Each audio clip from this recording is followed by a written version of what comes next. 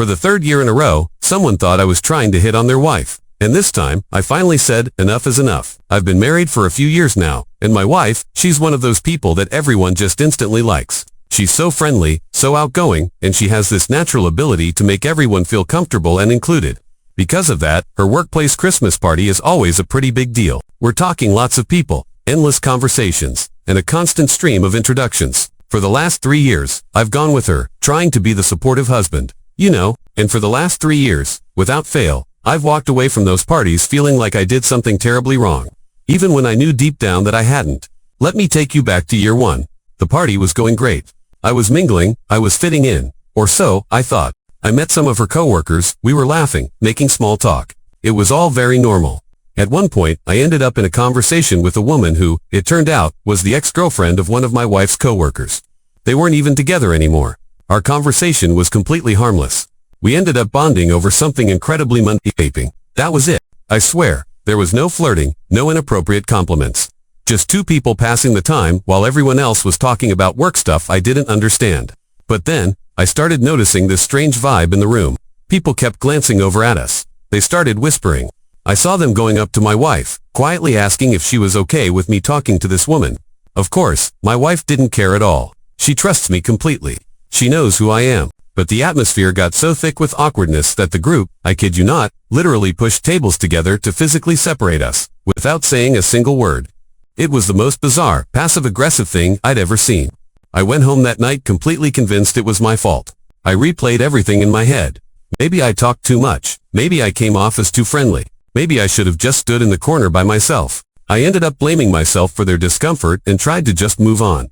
Fast forward to year 2. A different party, but the exact same suffocating feeling.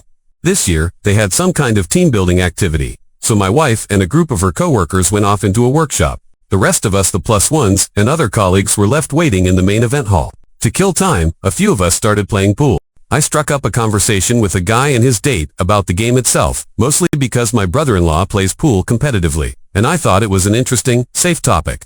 Again, totally normal, harmless stuff. And once again, that feeling started to creep in. That subtle tension in the air. That unspoken assumption.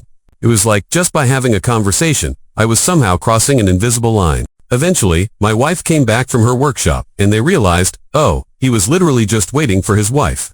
There was no drama. No hidden agenda. Just a guy making small talk. But the damage was already done.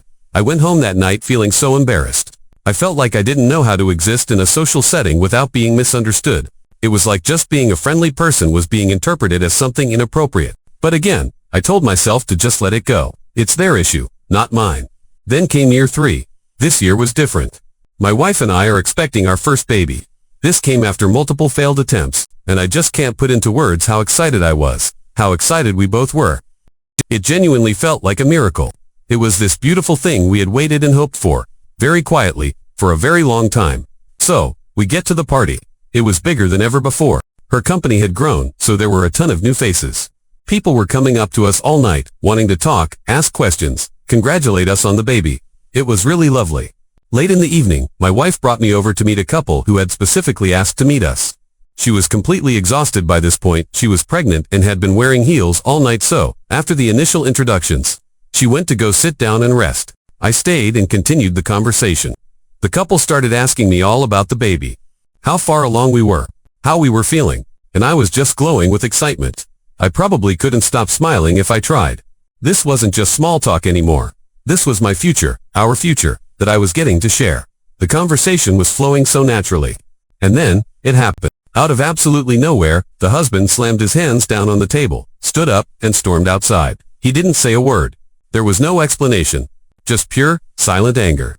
His wife looked panicked, completely confused, and embarrassed.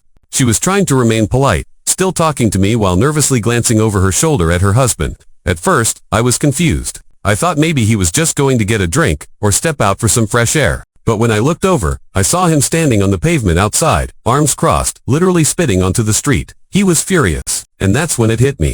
Again, same story, different year, different topic. I wasn't talking about vaping this time. I wasn't talking about pool. I was talking about my pregnant wife and our unborn child. And somehow, that still translated in this man's mind too. I want your wife. I just quietly finished my sentence, excused myself, and walked away. Later that night, I told my wife I was done. Not done with her, of course. Not done with our marriage, but done with the parties. I told her it just wasn't fair. It didn't matter how careful I was. It didn't matter what I talked about. It didn't matter how innocent my conversations were. People were constantly projecting their own insecurities and jealousies onto me. I was so tired of feeling like a villain just for being a friendly person. I was tired of having to shrink myself, to make myself smaller and less approachable so that other people wouldn't feel threatened. Most of all, I was tired of apologizing, even just internally, for things I never even did. This year, year 3, proved something to me once and for all. It doesn't matter how respectful you are. It doesn't matter how pure your intentions are. Some people are always going to see a threat where none exists, and I refuse to keep paying the price for other people's issues. So, I said no more. No more Christmas parties. No more forced smiles while I feel judged. No more walking away from a social event wondering what I did wrong. Because the truth is, I didn't do anything wrong. And when being kind, open, and simply human gets twisted into something ugly, walking away isn't a sign of weakness. It's an act of self-respect. Thanks for listening to my story. If you've ever been in a situation like this, let me know in the comments. And if you enjoyed this video, please give it a like and subscribe for more. See you next time.